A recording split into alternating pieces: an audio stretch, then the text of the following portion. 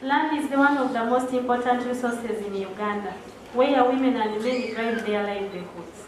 The unequal access to land and its control is a major form of economic inequality, to me, between women and men. And this has consequences for women as actors in development progress. Not so. Because for me, I grew up, it's my mother who used to go and look for food, and she would cook. My dad didn't even know what we are going to eat that day. He would just know the food we are eating from the plate. However, without equal access to land, women of today may really find it difficult to grow food, as I have said, as they may wish. Because the plants they have a different place, the husband has a different place. In our country, women constitute 51% of the population. They provide 70 to 80% of all the agricultural labor and 90% of all labor involved in food production. Yet they own an estimated 20% of registered land. They are not able to own or inherit land due to restrictive practices under customary land tenure, or are not economically endowed to purchase land rights in the market. In general, customary practices in Uganda continue to override statutory law in recognition and enforcement of women's land rights, abetting and not land grabbing at family level.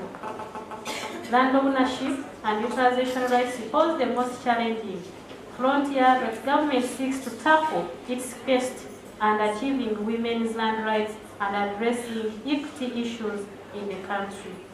In this regard, government has put in place a number of policies to address these challenges. The 1995 Constitution and the Land Act Chapter 227 have been effective just due to failure made in implementation and enforcement.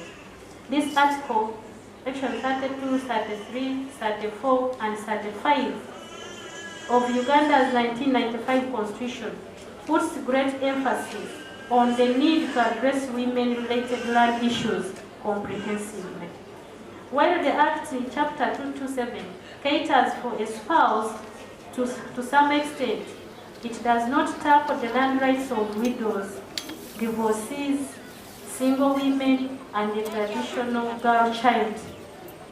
It also said that when you lose a husband, you have the right to that ancestral home or matrimonial home. But then you find that enforcement is really a challenge to us. And especially when it finds tradition, like when we talk of traditional women, traditional girls, women who have not been exposed, they don't have this policy yet or the act, what it suggests in the Constitution.